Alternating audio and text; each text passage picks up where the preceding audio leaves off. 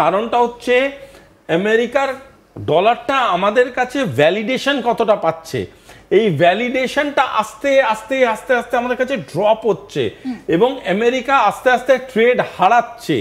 এই প্রতিদিন প্রতি সময় যেভাবে ফলটা হয়েছে, এই ফলটার পিছনে কিন্তু শুধুমাত্র ইকোনমি নয়, এই ফলটার পিছনে বিভিন্ন রকম কারণ আছে। তাতে আমেরিকান গভর্নমেন্টের আমাদের সাথে রিলেশন আছে, আমেরিকার গভর্নমেন্টের সাথে গোটা পৃথিবীর সাথে রিলেশন আছে এবং আস্তে আস্তে যে ফলটা, যে ডাউনফলটা দেখা যাচ্ছে 1918, 1925, 1935 মানে 10 বছর করে করে এটা দেখানো হচ্ছে।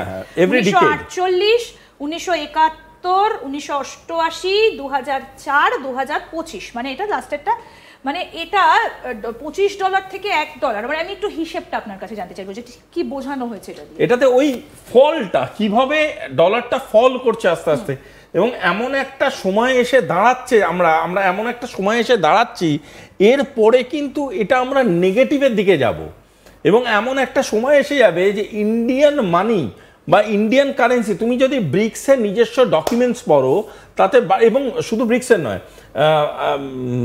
পুতিনের নিজস্ব যে অফিসিয়াল স্টেটমেন্ট আছে ব্রিক্সের সেটা পড়ো, সেখানে বারংবার বলেছে লোকাল কারেন্সি ট্রেডের কথা, লোকাল কারেন্সি ব্যবহার করে ট্রেডের কথা। তার মানে যে যে দেশ আছে সেই দেশ যদি নিজের কারেন্সি ব্যবহার করতে শুরু করে বিভিন্ন রকম ট্রেডের জন্যে, তাহলে এমন একটা ইনফ্রাস্ট্রাকচারাল কন্ডিশন তাদের রাষ্ট্রের জন্য তারা তৈরি করতে পারে যেই ট্রেডগুলো গোটা বিশ্বের কাছে অ্যাকসেপ্টেবল হয়ে উঠবে। মানে আস্তে আস্তে আস্তে করে লোকাল ট্রেডগুলো পাঞ্চ ইন করবে ইকোনমিক গ্রোথ। পরের প্লেটটা দেখাই যে ভারত কেন একা ব্যবসা করবে, এই যে এত বড় কথাটা যে বলছি তার জন্য কি কি এই মুহূর্তে পরিস্থিতি হয়ে রয়েছে। এই যে ডলারের বিপরীতে মুদ্রার দুর্বলতা নেই কিন্তু এই মুহূর্তে দাঁড়িয়ে ব্রাজিলিয়ান রিয়াল, রাশিয়ান রুবেল, জাপানি ইয়েন, কানাডিয়ান ডলার, ভারতীয় রুপি সেইখানে কিন্তু মানে ভীষণ ভালো একটা জায়গাতে দাঁড়িয়ে রয়েছে। মানে এর পরে এই যে ডি ডলারাইজেশন কথাটা আমরা বারবার করে বলছি না শুভাশিস বাবু, আপনি এটা বারবার করে বলছেন, সেই দিকে যে আস্তে আস্তে এগিয়ে যাচ্ছে, এইগুলো হচ্ছে তার একটা ডকুমেন্ট বলা যেতে পারে যে ভারত এই মুহূর্তে কোথায় রয়েছে। আমি পরের প্লেটটা খুব চটপট একটু দেখিয়ে দিতে বলবো। হ্যাঁ হ্যাঁ বলুন, আমি আগের প্লেটটায় আসবো। হ্যাঁ দেখুন, এখানে একটা চিন্তার ছাপও আছে। চিন্তাটা ভারতবর্ষকে নিয়ে না, চিন্তাটা আমেরিকাকে নিয়েও না। এই যে টাকাটা যে ভ্যালুয়েশনসটা যে কমছে, এর থেকে কিন্তু একটা ভয়ের কারণ আমার মনে দেখা দিল, ব্যক্তিগতভাবে বলছি। ভয়টা হচ্ছে এটাই যে ভারতকে কিন্তু রাজনৈতিকভাবে এবং কূটনৈতিকভাবে নানানভাবে খুব নোংরা হিট পেতে হতে পারে। আমাদের সবাইকে এটা বুঝতে হবে, যখন বাণিজ্যিকভাবে আমাদের ক্ষতিগ্রস্ত করা যাচ্ছে না, যখন স্ট্র্যাটেজিকভাবে আমাদের ক্ষতিগ্রস্ত করা যাচ্ছে না, তখন এই ধরনের ডেটা থেকে প্রমাণ হচ্ছে আগামী দিনে এমন পন্থা নিতে পারে এই দেশগুলো, যেই পন্থার মাধ্যমে আমাদের এখানকার নেতা নেত্রীদের ক্ষতি করতে পারে। আমাদের এখানকার সরকারের মানুষজন যাদের মাথার জন্য আজকে এই রকম ধরনের রেজাল্ট আমরা পাচ্ছি, ভীষণভাবে বলছি, আমি একদম তুলে বলছি, এখানে লোকানোর কিছু নেই। আমরা যখন প্রথমবার নিউক্লিয়ার পাওয়ার হতে গেছিলাম, তখন আমাদের হোমি ভাবার মৃত্যু ঘটিয়েছিল এবং এই মৃত্যু ঘটানোর পিছনে প্রচুর কারণ আছে এবং আজকের ডেটে সেটা লোকানো নয় এবং সেখানে সিআইএ এর নামও আসে। আমি এই ভয়টা কেন পাচ্ছি, আমি এই ভয়টার কথা কেন বলছি, এখানে উল্লেখটা কেন করছি, কারণ এই যে ইউনিফর্ম গ্রোথের দিকে ইন্ডিয়া এগিয়ে চলেছে, এই ইউনিফর্ম গ্রোথটা কিন্তু ইন্ডিয়াকে যেমন বেনিফিট করছে, আমেরিকার মতো বড় বড় দেশগুলো আগামী দিনের প্রজেকশনটা ধরে রাখতে পারছে না।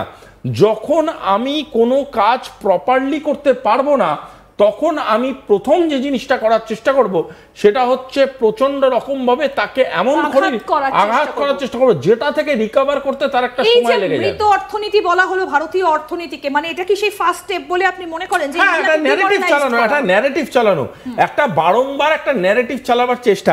আচ্ছা, একটা বইয়ের আমি উল্লেখ করতে চাই এখানে, আমি এই বইটার উল্লেখটা ছোট্ট করে দিচ্ছি। একটা বই আছে, অবশ্যই আপনাদের ভিউয়ার্সদের পড়া উচিত। সেই বইটার নাম হচ্ছে মিত্রহীন আর্কাইভ। সেটা কেজিবি একটা মানুষ বিভিন্ন রকমভাবে বইটা ডকুমেন্টেশন জোগাড় করে আর্কাইভ করে লিখেছিল। এই দুটো খণ্ড আছে, মিত্রকিন আর্কাইভ 1, মিত্রকিন আর্কাইভ 2। এই দুটো বইতে বলা হয়েছে যে কিভাবে বিশ্বের বিভিন্ন দেশের রাজনৈতিক পরিমণ্ডলটাকে কন্ট্রোলে আনার জন্যে বিভিন্ন রকমভাবে কিভাবে কোন কোন এজেন্সি কোন রকমভাবে কাজকর্ম করেছে।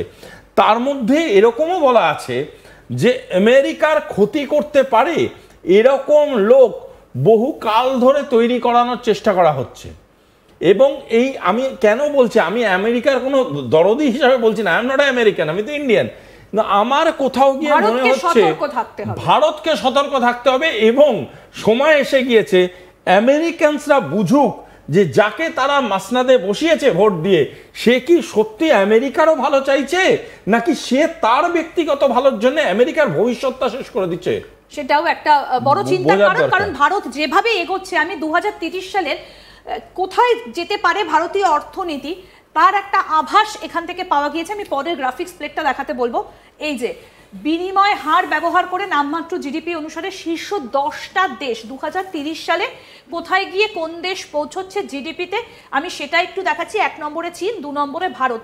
যেটা সুভাষিস বাবু বলছিলেন খানিকক্ষণ আগে যে এই যে দুটো দেশ চীন এবং ভারত, এই দুটো দেশে সব থেকে বড় মার্কেট রয়েছে, সব থেকে বড় পপুলেশন এই দুটো দেশে, সুতরাং সেখানে কনজিউমার অনেক সহজভাবে বুঝতে গেলে যদি আমাদের বাড়িতে একটা জন্মদিনের আসর হয়, কজন নেমন্তন্ন হয়? 5 জন, 10 জন, 15 জন, 20 জন কেক কাটি খাওয়াই হয়, সোজাভাবে হয়ে যায়, কম খরচে হয়ে যায় এবং সেখানে সন্তুষ্টিটাও অনেক বেশিভাবে হয়। 10 জনকে নেমন্তন্ন করলে তাদের খাওয়ালে তো সন্তুষ্টি বেশি রকম, ক্রিটিসিজম কম।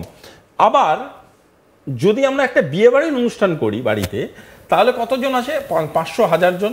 সে 1000 জন যখন খাওয়াতে যাবে, 10 জন তোমাকে বলবে অমুক ফিশ ফ্রাইটা গরম ছিল না, মাংসটা আমার একটু নরম ছিল না, হ্যাঁ নুন বেশি হয়েছিল, নুন কম হয়েছিল, এসব চলবে। কেন? তার কারণ হচ্ছে স্যাম্পলিং সাইজটা অনেক বেড়ে যাচ্ছে। পয়েন্টটা হচ্ছে এই যে জিডিপির গ্রোথ, ইকোনমিক গ্রোথ, এই এরম বড় বড় ইকোনমিক কথাবার্তা আমরা নিয়ে আলোচনা করছি, সাধারণ মানুষের কাছে বোঝার দরকার আছে।